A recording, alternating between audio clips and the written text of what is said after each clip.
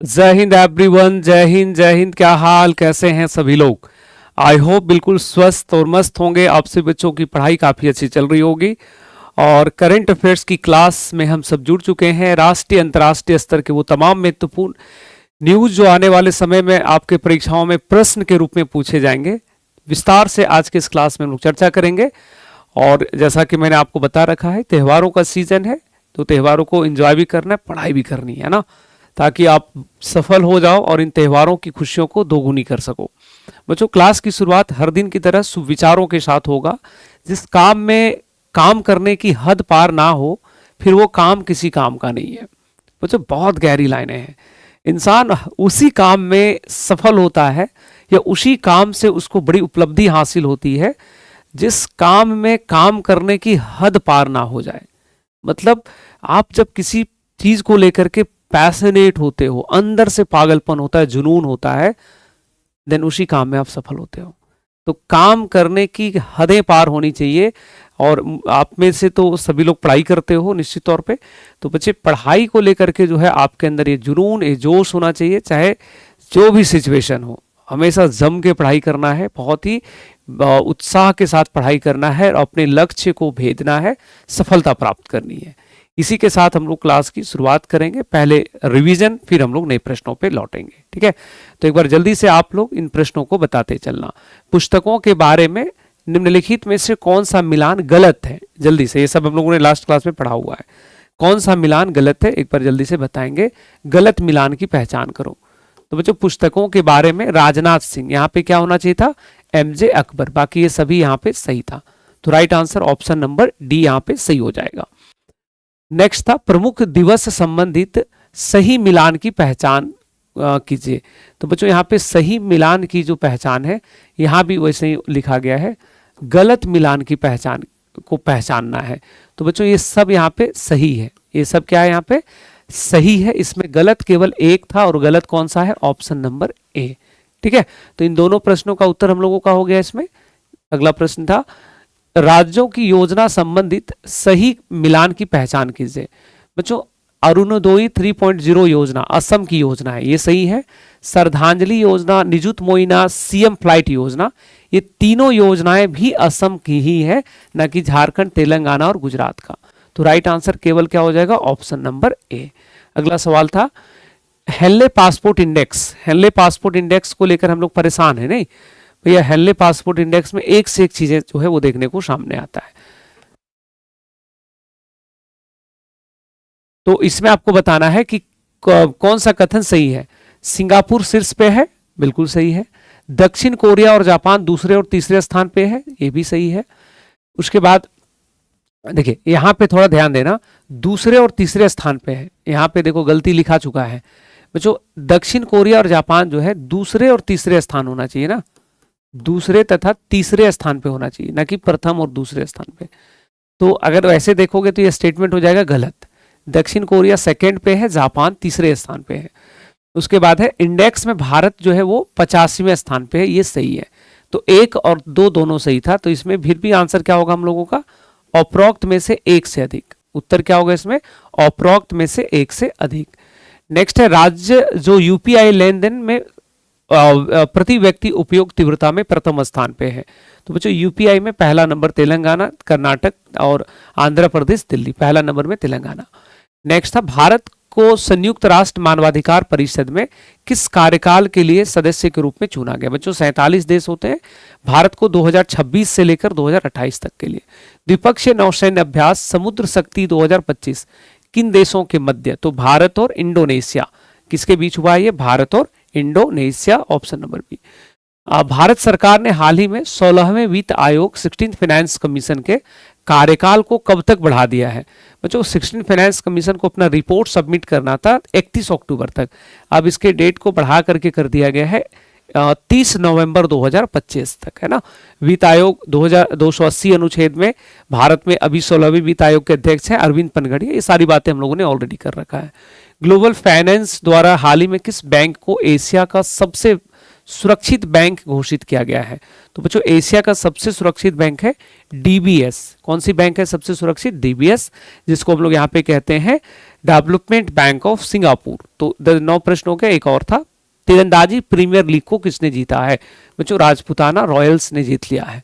चलिए, तो 10 प्रश्न अभी कंप्लीट हो गए हैं और 10 प्रश्नों के बाद अब बारी है, एक बार आप लोग कमेंट करके बताना कि आप लोगों का कितना इसमें सही हुआ है। और अब जो बारी है बच्चों वो हम लोगों के आज के क्लास की है। आज की जो क्लास है हमारी वो बिल्कुल 20 अक्टूबर 20 तारीख की क्लास अपनी है। तो इसको जो है अब यहाँ पे आपको देखने की बारी है। ठीक है, चलिए शुरू करते हैं हम लोग अपने सेशन को।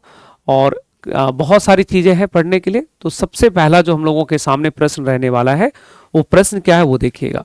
पहला सवाल क्या है बच्चे? पहला प्रश्न है, किस राज्य सरकार ने रोजगार सृजन के लिए 50,000 करोड़ रुपए की बांस उद्योग नीति प्रारंभ करने की घोषणा किया है? बच्चों बांस उद्योग नीति प्रारंभ करने की घोषणा करने वाला राज्य है महाराष्ट्र। कौन राज्य है भाई? तो महाराष्ट्र। बांस उद्योग नीति 2025, नीति का नाम क्या है? बांस उद्योग नीति 2025। और संबंधित राज्य का नाम क्या बच्चे? तो संबंधित राज्य का नाम है जहां पे इसे लॉन्च हुआ है वह राज्य है महाराष्ट्र। कौन सी राज्य ने शुरुआत किया है? महाराष्ट्र।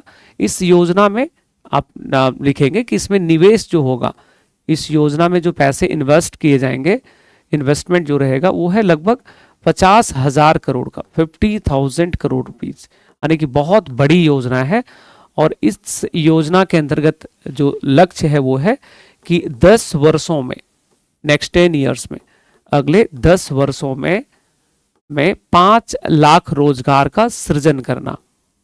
5 लाख रोजगार का सृजन करना, रोजगार का सृजन करना, ये इसका उद्देश्य है। ठीक है, अब इसी में से आपको अलग से 2 बातें समझनी है बच्चों। ये जो उद्योग नीति है, बांस उद्योग नीति, तो इसका उद्देश्य क्या है? आखिर उद्देश्य होगा ना कुछ, तो उद्देश्य इसका क्या है? देखिए, बांस जो है इसका उद्देश्य है सतत विकास को प्रोत्साहित करना। बांस के प्रयोग से क्या करना है? सतत विकास, सस्टेनेबल डेवलपमेंट को, सतत विकास तथा पर्यावरण संरक्षण को बढ़ावा देना। इस उद्देश्य से महाराष्ट्र की सरकार ने इसकी को बढ़ावा देना, इस उद्देश्य के साथ इसका शुभारंभ जो है सरकार ने किया है। जो महाराष्ट्र हम लोग कह रहे हैं, तो महाराष्ट्र में आपको ध्यान है सीएम का नाम है देवेंद्र फडणवीस। नाम क्या है इनका? देवेंद्र फडणवीस। कई बार परीक्षा में ऐसे डायरेक्ट सवाल रहता है तो आपको ध्यान रखना होगा। ठीक है, अब बांस यहाँ पे है, बांस आप स्क्रीन पे देख पा रहे हो बच्चों। बांस जो है इसको लेकर के और भी सवाल है, जैसे राष्ट्रीय बांस मिशन का शुभारंभ कब हुआ है? तो बच्चों राष्ट्रीय बांस मिशन जो शुरू हुआ था भारत में, राष्ट्रीय बांस मिशन, एक केंद्र सरकार ने इसका शुभारंभ किया है, प्रारंभ हुआ था। ये प्रश्न परीक्षा में डायरेक्ट आया हुआ है बच्चों। इसकी शुरुआत हुई है 2018-19 में। कब हुआ है? 18-19 में।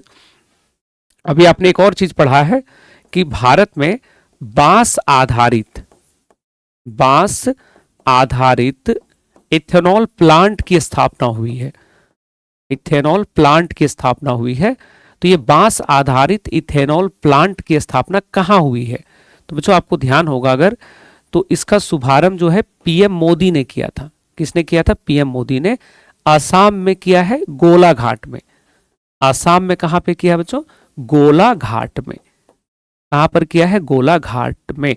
और परीक्षा में यह भी सवाल आता है कि बांस क्या है, वृक्ष है या पौधा, किस श्रेणी में आता है? तो बच्चों बांस जो है ये ग्रास है, ये घास की श्रेणी में आता है। किस श्रेणी में आता है? ये ग्रास की श्रेणी में आता है। बांस जो है घास की श्रेणी में आता है। ठीक है, तो ये सारी बातें हम लोग यहाँ पे कर चुके हैं। बांस उद्योग नीति, महाराष्ट्र सरकार ने 10 वर्षों में 5 लाख रोजगार सृजन, 50,000 करोड़ रुपए इस पे खर्च होंगे, सतत विकास, पर्यावरण संरक्षण को बढ़ावा देते हुए। और बांस मिशन 2018-19 में, बांस ग्रास में आता है और एथेनॉल प्लांट लगा है असम में।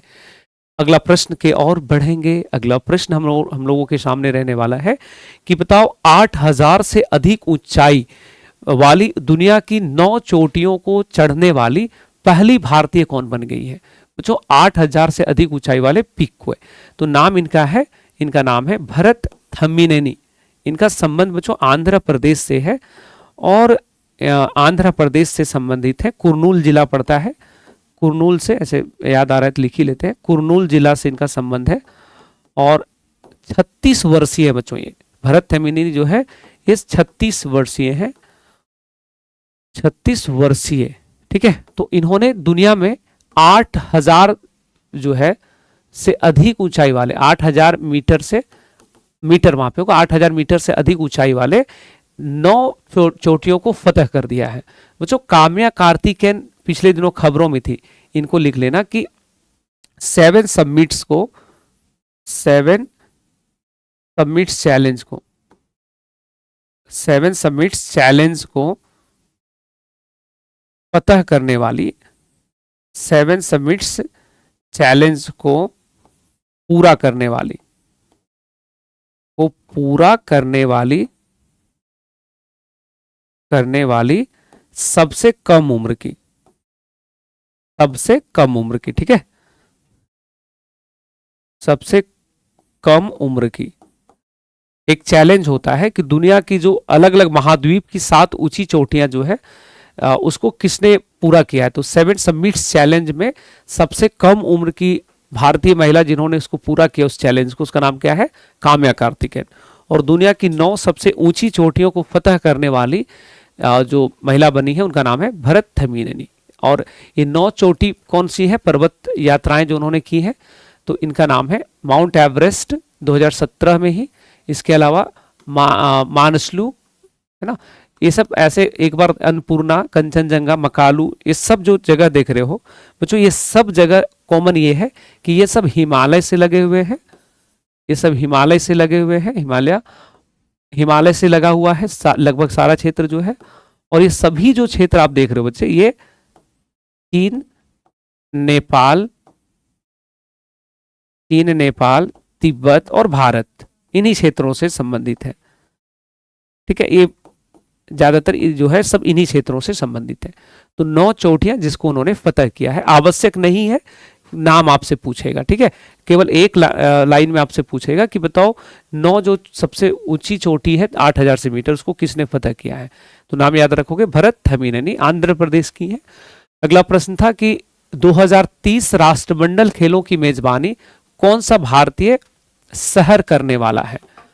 वो कौन सा भारतीय शहर है बच्चों जो राष्ट्रमंडल खेलों की मेजबानी करने वाला है?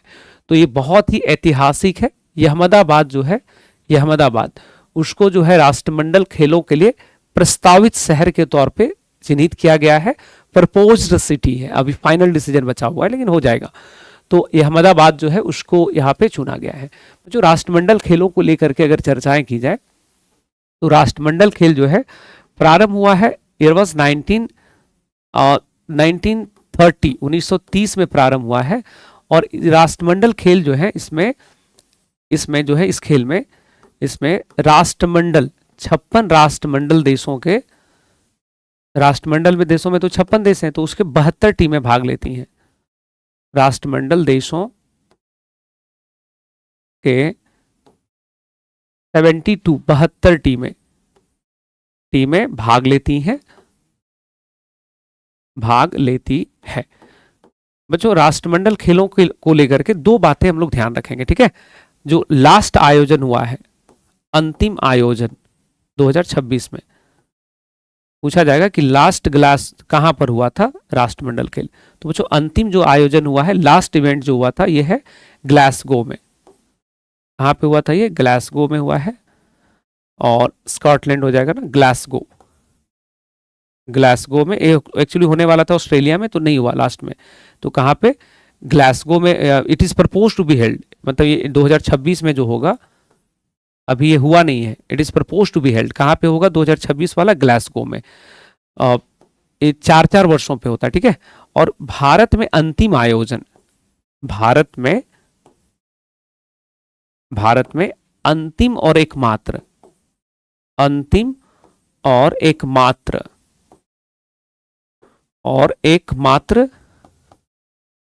आयोजन अंतिम और एकमात्र आयोजन 2010 में हुआ था नई दिल्ली में ना, नई, जिसका भ्रष्टाचार का बड़ा मामला, बड़ा किस्सा अभी भी सुनने को मिलता है, तो 2010 में। तो इसको आप ध्यान रखेंगे। राष्ट्रमंडल खेल जो होता है बच्चे, ये 4 वर्षों के अंतराल पे होता है, 4 वर्षों के अंतराल पे, हर 4-4 वर्षों पे साधारणतः इसका आयोजन होता है, ठीक है, हर 4 वर्षों के अंतराल पे। तो वापिस से एक बार सुनोगे कि आगे वापिस से सुनना है कि राष्ट्रमंडल खेल जो है, इसमें शुरुआत कब हुआ है? 1930। कितने देश? 56। कितनी टीमें? 72। इसका जो अंतिम मतलब आयोजन अभी होने वाला है 2026 का, कहाँ पे होने वाला है? ग्लासगो में। भारत में कब हुआ था? 2010 में। और यह अहमदाबाद में जो होने वाला है वो इसकी शताब्दी समारोह है। शताब्दी ना, 100 वर्ष पूरा हो जाएगा, क्योंकि अहमदाबाद में कब होने वाला है भाई? 2030 में। और शुरू कब हुआ था ये? 1930 में। तो 1930 में हो गया ना इसका शताब्दी। और यह अहमदाबाद बड़ा महत्वपूर्ण शहर है ना, 2036 में ओलंपिक आयोजन को लेकर के भी यहाँ पे तैयारी चल रहा है। ओलंपिक खेलों का आयोजन, खेलों का आयोजन, उसकी भी जो है वो तैयारी यहाँ पे चल रहा है। तो यह अहमदाबाद के बारे में आपको जानकारी रखना होगा। नेक्स्ट हम लोग बढ़ते हैं बच्चे कि logistic excellence and advanced, logistic excellence and advance and performance shield 2025 का शुभारंभ किसने किया है? बच्चों ये जो आयोजन हुआ है, इसको शॉर्ट में हम लोग यहाँ पे LEAPS कहते हैं। और इसका जो हाल ही में आयोजन हुआ है, इसका जो हाल में आयोजन हुआ है, ये आयोजन कहाँ पे हुआ है? तो बच्चों यह आयोजन जो है, इसका उद्घाटन किया है पीयूष गोयल ने। किसने किया है? पीयूष गोयल ने। मतलब ये जो आयोजन हुआ है बच्चों, इसके बारे में पूरी बातें करते हैं। यह आयोजन हुआ है भारत मंडपम में। आयोजन कहाँ पे है? भारत मंडपम में, नई दिल्ली, ऑब्वियसली नई दिल्ली। और इसमें इसका जो आयोजक है, इसका जो आयोजक है, इसको होस्ट करने वाला जो है, या उद्घाटन, तो इसका उद्घाटन किसने किया है भाई? पीयूष गोयल ने। किसने किया है? पीयूष गोयल ने। अब पीयूष गोयल अगर हम लोग कह रहे हैं तो आपको ध्यान होगा कि ये भारत सरकार में minister of commerce and industry हैं। भारत सरकार में वाणिज्य और उद्योग मंत्री हैं, वाणिज्य एवं उद्योग मंत्री, वाणिज्य एवं उद्योग मंत्री हैं, ठीक है, तो उनके द्वारा। और इसका आयोजन किसने किया है भाई? आयोजक कौन है इसको? तो बच्चों इसका आयोजक जो है, होस्ट करने वाला जो है, उसके बारे में आप नोट करोगे। इसका आयोजक है 2 संस्थाएं हैं। एक तो है वाणिज्य और उद्योग मंत्रालय, वाणिज्य और उद्योग मंत्रालय, दोनों एक साथ हम लिख देते हैं, ठीक है, वाणिज्य और उद्योग मंत्रालय, तथा वाणिज्य और उद्योग मंत्रालय हो गया, तथा एक और इसमें है, कौन है भाई? DPIIT, department for promotion of industry and internal trade, DPIIT। ये सब मिलकर के इसका आयोजन किया है। उद्देश्य क्या है इस आयोजन का? तो बच्चों इसका उद्देश्य नाम में ही स्पष्ट है। इसका उद्देश्य के बारे में अगर हम लोग देखेंगे तो लॉजिस्टिक एक्सीलेंस, एडवांसमेंट और परफॉर्मेंस, जो हमारा जो लॉजिस्टिक सपोर्ट सिस्टम है उसको स्टैंडर्ड बनाना, उसको इफिशिएंट बनाना, लॉजिस्टिक इंफ्रास्ट्रक्चर को, अवसंरचना को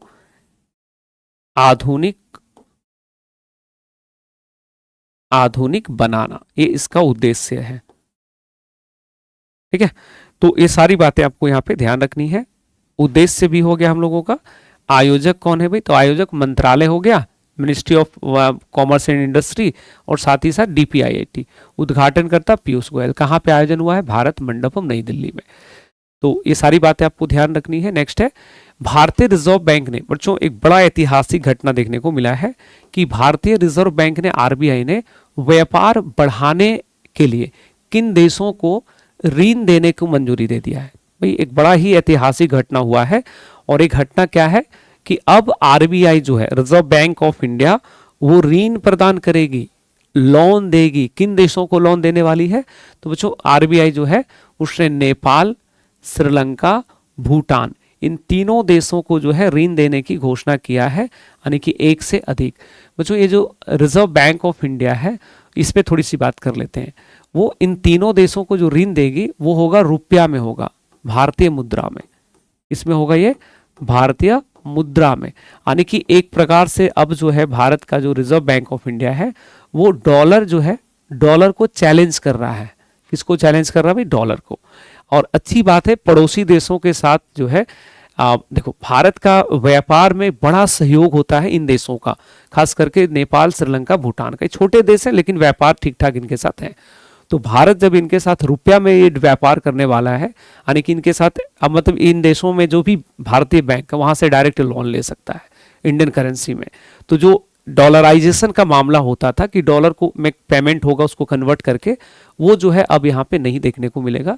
तो एक प्रकार से मदद हो जाएगा, है ना। तो बड़ा ही ऐतिहासिक घटना हुआ है बच्चों। आरबीआई के बारे में अगर हम लोग बात करें तो आरबीआई के बारे में आप सबको ध्यान है कि आरबीआई जो है 1935 में स्थापना हुआ था और अभी इसका 90 वर्ष पूरा हो गया है। कितना वर्ष पूरा हुआ भाई? 90 वर्ष। संजय मल्होत्रा इसके गवर्नर हैं। इस गवर्नर का नाम क्या है बच्चों? संजय मल्होत्रा। और संजय मल्होत्रा 26वें गवर्नर है। हाँ, 26वें गवर्नर है। और इसका मुख्यालय कहाँ पे है? मुंबई। मुख्यालय कहाँ पे है? मुंबई में। इसका पूछा जाता है कि राष्ट्रीयकरण कब हुआ था? ये वाज 1949, 1949 में इसका राष्ट्रीयकरण हुआ था। नेक्स्ट है कि वैश्विक भूख सूचकांक। बच्चों ये बड़ा महत्वपूर्ण रिपोर्ट है आपके सामने। वैश्विक भूख सूचकांक के बारे में बताइए। किसके बारे में बताना है? वैश्विक भूख सूचकांक के बारे में। तो वैश्विक भूख सूचकांक के बारे में आपको यहाँ पे बताना है कि कौन सा कथन सही है। सही कथन कौन है? तो पहला स्टेटमेंट है कि आर्मेनिया, बेलारूस और बोस्निया शीर्ष देश है। शीर्ष देश का मतलब बच्चों ये वो देश है जिनका स्कोर 5 से कम है। स्कोर 5 से कम है, यानी कि इन देशों में भूख जो है वो बड़ी समस्या नहीं है। बिल्कुल सही स्टेटमेंट है भाई। अंतिम स्थान पर सोमालिया 123वें स्थान पे है क्या? बिल्कुल सत्य है। और इसी में अगर हमको बताना हो 123वें स्थान पे कौन है? सोमालिया। यानी कि दुनिया में जो भूख की जो सबसे बड़ी समस्या है वो कहाँ पे? सोमालिया। नेक्स्ट है भारत को 102वां स्थान मिला है। भारत को कौन सा स्थान मिला है? 102 स्थान। तो ये भी स्टेटमेंट क्या हो जाएगा? सही। भारत के बारे में दो बातें यही लिख देते हैं। दो बातें यही लिखते हैं। पहला, भारत का स्कोर क्या है बच्चों? स्कोर अवश्य याद रखोगे। और दूसरा, भारत को गंभीर श्रेणी में रखा गया है। एक्सट्रीम सिचुएशन हमारे यहाँ है भूखमरी का। गंभीर श्रेणी में, कई बार कैटेगरी पूछता है कि इंडिया को किस कैटेगरी में रखा गया है। तो इंडिया को किस कैटेगरी में रखा गया? गंभीर श्रेणी में। और इंडिया का स्कोर जो है वो है, इंडिया का स्कोर जो यहाँ पे बच्चे वो है इट्स 27.3। इंडिया का स्कोर क्या है? 27.3। इसको अवश्य याद रखना, स्कोर भी पूछता है 27.3। ठीक है। और तो राइट आंसर क्या करेंगे? उपरोक्त में से एक से अधिक। राइट आंसर क्या होगा? उपरोक्त में से एक से अधिक। बच्चों इसमें जो सबसे महत्वपूर्ण होगा कि इस रिपोर्ट को लेकर के, है ना, इस रिपोर्ट को लेकर के इसको जारी कौन करता है? तो एक जर्मनी की संस्था है, उसके द्वारा रिपोर्ट प्रकाशित किया जाता है। इसको बोलते हैं concern world life, concern world life, concern world life, concern world life. और तथा एक और संस्था इसमें वर्ल्ड लाइफ है, और वेल्ट हैंगर हिल्फ, और Welt Hunger, Welt Hunger Hilfe. इन संस्थाओं के द्वारा जो है ये रिपोर्ट प्रकाशित किया गया है। इन संस्थाओं के द्वारा यह रिपोर्ट प्रकाशित किया गया है वैश्विक भूख सूचकांक का। बच्चों वैश्विक भूख सूचकांक में जो वैश्विक स्कोर है, ग्लोबल स्कोर क्या है वो देखना आवश्यक है। आखिर वैश्विक स्तर पे भूखमरी का क्या हुआ है? तो ग्लोबल स्कोर जो है, ग्लोबल स्कोर अगर हम लोग यहाँ पे देखेंगे तो पिछले रिपोर्ट की तुलना में एकदम मामूली गिरावट दर्ज हुआ है। पिछला जो रिपोर्ट था उसमें 2019 का था, इस वर्ष जो है थोड़ा सा गिरा है, ये 18.3 हो गया है, 18.3 जो है वो स्कोर रहा है। अभी यही स्कोर 2019 का अगर हम लोग देखें तो 2016 का, तो बच्चों 2016 में ये स्कोर था 19, तो 19 से थोड़ा सा घटा है। और भूख को समाप्त करने का लक्ष्य है 2030, तो लग रहा है कि नहीं खत्म होगा। भूख उन्मूलन लक्ष्य जो है बच्चे वो है 2030। तो जिस स्थिति से ये सारी चीजें सामने आ रही हैं उससे प्रतीत हो रहा है कि भूख की जो समस्या वो बनी रहेगी, भूख की जो समस्या है वो बनी रहेगी, है ना। तो भूख की समस्या पे लग रहा है कि अभी ये मामला जो है वो चलता रहेगा। ये सारी बातें आपको ध्यान रहेगा, ये सारी चीजें आपको ध्यान रखना है। मूलतः आपको इंडिया का रैंक और स्कोर याद रखना है। और आमतौर पर इस प्रश्न के बारे में जरूर पूछा जाता है। Concern world life and wealth hanger हिल्फ जो है उसके द्वारा रिपोर्ट प्रकाशित किया जाता है। चलिए आगे बढ़ते हैं। नेक्स्ट है कि विश्व स्वास्थ्य संगठन के हर्बल औषधियों के लिए अंतर्राष्ट्रीय नियामक सहयोग यानी कि WHO IRCH की 16वीं वार्षिक बैठक किस देश में आयोजित हुआ है? तो बच्चों WHO के द्वारा ये हर्बल औषधियों पे बैठक हुआ है। कहाँ पर हुआ है? तो इंडोनेशिया के जकार्ता में। कहाँ पे बोलेंगे? इंडोनेशिया के जकार्ता में। Right answer option number D हो जाएगा। ठीक है, 16वीं वार्षिक बैठक कहाँ पे? इंडोनेशिया के जकार्ता में। हर्बल औषधियों पे हुआ है। किस पे हुआ है? हर्बल औषधियों पे। बच्चों भारत में इन औषधियों के लिए भारत में आयुष मंत्रालय काम करता है। भारत में कौन से मंत्रालय इसके लिए है? आयुष मंत्रालय। आयुष मंत्रालय 2016 में स्थापना। आयुष मंत्रालय पहले नहीं था, इसको सरकार ने रिसेंट बनाया है। ठीक है, और भारत सरकार के कोई मंत्री भाग नहीं लिए थे, सचिव भाग ले रहे हैं, तो नाम नहीं पूछा जाएगा आपसे। आगे अगर WHO के बारे में बात करें, विश्व स्वास्थ्य संगठन को लेकर, तो बड़ी बेसिक चर्चाएं हैं। ईयर वाज 1948 जब इसकी स्थापना हुई थी। इसमें इंडिया समेत 194 सदस्य देश हैं। भारत सहित कुल सदस्य कितने हैं? 194। और इसका मुख्यालय हेडक्वार्टर जो है वो जिनेवा में है। जिनेवा में है, स्विट्जरलैंड के अंदर ना। कहाँ पे बच्चों? तो जिनेवा स्विट्जरलैंड में है। जिनेवा स्विट्जरलैंड में इसका मुख्यालय है। स्विट्जरलैंड में इसका मुख्यालय है। तो WHO के द्वारा जो है ये आयोजन अभी हाल में संपन्न हुआ है। नेक्स्ट है, भारत के किस विभाग ने India mobile Congress 2025 AI for good summits की मेजबानी किया है? भारत की तरफ से जो है वो कौन सा विभाग है जिसने इसकी मेजबानी किया है? आपको जल्दी से यहाँ पे बताना है।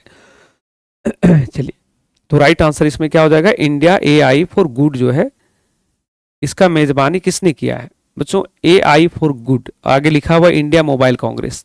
तो आपको पता है इंडिया मोबाइल कांग्रेस जो है वो संचार मंत्रालय के अंतर्गत आता है, ज्योतिरादित्य सिंधिया के अंतर्गत आता है। तो राइट आंसर क्या हो जाएगा इसमें? इसका राइट आंसर क्या हम लोग करेंगे कि राइट आंसर इसमें हो जाएगा, राइट आंसर इसमें हो जाएगा हमारा, किधर लिखा है? दूरसंचार विभाग। हाँ, किसने किया है? दूरसंचार विभाग ने। राइट आंसर क्या होगा? तो दूरसंचार विभाग ने जो है इसका आयोजन यहाँ पे किया है। और बाकी बातें यहाँ पे हम लोग देखेंगे कि AI फॉर गुड नाम क्या इस कार्यक्रम का? AI for good. तो AI फॉर गुड जो कार्यक्रम है कहाँ हुआ है? जो यह कार्यक्रम हुआ है नई दिल्ली। कहाँ पर हुआ है? नई दिल्ली में। और इसका आयोजक कौन है? तो जो आयोजक इसमें है दूरसंचार विभाग, इसको कहते हैं डिपार्टमेंट ऑफ टेलीकम्युनिकेशन। तो यहाँ पे शॉर्ट में थोड़ा लिख देते हैं, इसमें शॉर्ट में हम लोग लिख लेते हैं कि इसका जो आयोजक है, होस्ट करने वाला जो है आयोजक इसका कौन है भाई? तो आयोजक इसका है डिपार्टमेंट ऑफ टेलीकम्युनिकेशन। इसका आयोजक कौन है? Department of telecommunication. बिल्कुल, तो इसको आप कहाँ पे? नई दिल्ली में है ना। और नई दिल्ली में जो है इसकी स्थापना किया गया था। और साथ ही साथ इसका जो आयोजक है बच्चे वो अंतर्राष्ट्रीय दूरसंचार संघ तथा ITU तथा एक और कौन सी संस्था है जिसने इसकी स्थापना किया है? अंतर्राष्ट्रीय दूरसंचार संघ। अंतर्राष्ट्रीय दूरसंचार संघ। ठीक है, इसमें अगर पूछा जाए उद्घाटन करता कौन है? उद्घाटन, तो बच्चों उद्घाटन ज्योतिरादित्य सिंधिया ज्योतिरादित्य सिंधिया के द्वारा इसका उद्घाटन किया गया है, जो भारत सरकार में दूरसंचार मंत्री के रूप में काम कर रहे हैं। तो AI फॉर गुड कहाँ पे हुआ है? नई दिल्ली में। कहाँ पे हुआ बच्चों? नई दिल्ली में। अगला प्रश्न होगा कि 16वीं अंतर्राष्ट्रीय, नेक्स्ट क्वेश्चन है, 16वीं अंतर्राष्ट्रीय रेलवे उपकरण प्रदर्शनी, इसको शॉर्ट में ईरी कहते हैं ना, इंडियन रेलवे जो इक्विपमेंट है उसका एक एग्जीबिशन है, इसका उद्घाटन किसने किया है बच्चों? इसका उद्घाटन किया है अश्वनी वैष्णव ने। किसने किया है? अश्वनी वैष्णव ने, जो भारत सरकार में रेल मंत्री हैं, उनके द्वारा जो है इसका उद्घाटन यहाँ पे किया गया है। तो राइट आंसर क्या करेंगे? Option number B. सही उत्तर क्या हो जाएगा इसमें? ऑप्शन नंबर बी हम लोगों का इसमें करेक्ट आंसर हो जाएगा। सही उत्तर क्या होगा इसमें? Option number B. ठीक है, अब इसमें विस्तार से थोड़ी चर्चा हो जाएगी कि ये जो आयोजन अभी हुआ है इसको शॉर्ट में नाम क्या दिया गया है? Eerie, IREE। तो दो तीन बातें तो हम लोगों ने ऑलरेडी देख लिया है। उद्घाटन किसने किया? जगह लिख लोगे, स्थान जहाँ पे इसका आयोजन हुआ है, स्थान लिखेंगे कि यह आयोजन जो है बच्चे वो हुआ है, यह आयोजन हुआ है भारत मंडपम नई दिल्ली, भारत मंडपम। अच्छा वो भारत मंडपम बन गया ना, सब आयोजन अब इधर ही हो रहा है नई दिल्ली में। और दूसरा इसमें सबसे महत्वपूर्ण जानकारी होगा, उद्घाटन किसने किया है? जस्ट हम लोगों ने भी पढ़ा, उद्घाटन किया है अश्वनी वैष्णव ने। उद्घाटन किसने किया है? अश्वनी वैष्णव ने, जो कि भारत सरकार में रेल मंत्री हैं। जो इसमें लिख लोगे कि 15 से अधिक देशों ने भाग लिया है, 15 से अधिक देश शामिल, अधिक देश शामिल है ना। और रेलवे की अगर बात करें बच्चों, रेलवे, तो रेलवे में आपको ध्यान होगा कि रेलवे में जो दुनिया के टॉप रेलवे हैं उसमें USA, चाइना, रसिया, उसके बाद इंडिया, यानी कि इंडिया का स्थान क्या है? इंडिया बच्चे चौथे नंबर पे है। पूछा जाता है कि रेल नेटवर्क में भारत का स्थान क्या है भाई? 4। और यहीं पे अगर रेलवे का मेट्रो में पूछा जाए, मेट्रो कहाँ पे, तो बच्चों मेट्रो में हम लोग देखते हैं, मेट्रो में जो है वो US चाइना के बाद, US चाइना के बाद जो है तीसरे नंबर पे इंडिया आ गया है। तीसरे नंबर पे कौन सा देश है? तो इंडिया है। इंडिया 3rd रैंक पे है मेट्रो के मामले में, तो इसको आप ध्यान रखिएगा। और कई बार पूछा जाता है कि एशिया में क्या रैंक है, तो अगर एशिया का पूछा जाएगा तो एशिया में कहाँ पे हो जाएगा? भारत। भारत हो जाएगा दूसरे स्थान पे, 2nd नंबर पे ना। पहला हो गया चाइना, दूसरा हो गया इंडिया। तो एशिया में दूसरा, वर्ल्ड में 4th, मेट्रो में तीसरा। ये सारी बातें आपको ध्यान रखना है। ये जो आयोजन है किससे जुड़ा हुआ है? तो बच्चों ये ऐसा आयोजन है जिसमें रेलवे के अंदर जो भी आधुनिक काम हो सकता है, आधुनिक उपकरण का निर्माण इत्यादि जो है, उसको लेकर के यह आयोजन जो है हाल ही में संपन्न हुआ है।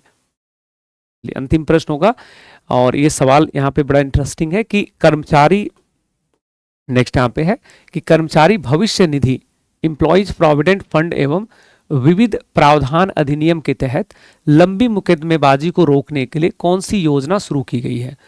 बच्चों ये बड़ा इंटरेस्टिंग जानकारी होगी, इसको ध्यान से समझोगे। जो EPFO है, इसको पूरा लिख ही देते हैं, क्या है EPFO? ये EPFO जो है, ईयर वाज 1952 जब इसकी स्थापना हुई थी, और ये भारत सरकार के श्रम मंत्रालय के अंतर्गत काम करने वाली संस्था है। किसके अंतर्गत? श्रम मंत्रालय।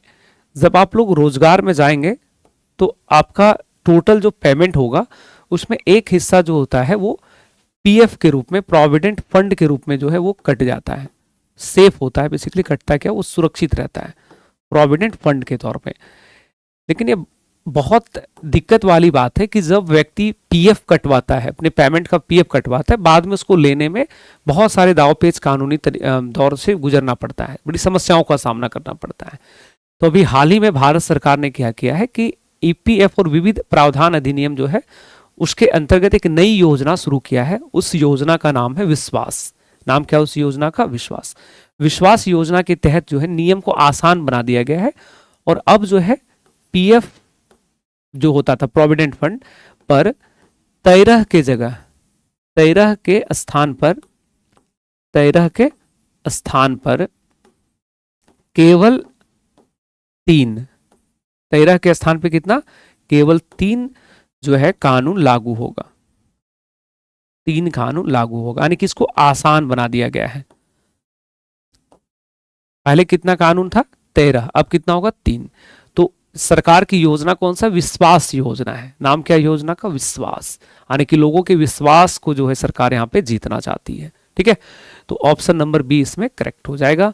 और ईपीएफओ के बारे में, अच्छा हो गया, कब इसकी स्थापना हुई, इट वाज 1952, है ना। तो तब से लेकर के लगातार यहाँ पे काम करती है, कर्मचारियों के वेतन जो है उसको। चलिए, तो बच्चों अभी इस क्लास को इधर ही रख दिया जाए, जो बोलेंगे आप लोग, है ना। आप लोगों को आज का जो क्लास रहेगा उसको इधर ही रख देंगे अगर आप लोग कहेंगे तो। चलो, तो आज के इस क्लास को जो है यहीं रखते हैं, और नेक्स्ट जो आप लोगों को हम लोग जो क्लास होगी उसमें आगे के प्रश्नों को चर्चा करेंगे। चलिए, बहुत बहुत धन्यवाद सभी को क्लास से जुड़ने के लिए। खूब ख्याल रखिए अपना, मुस्कुराते रहिए, हंसते रहिए।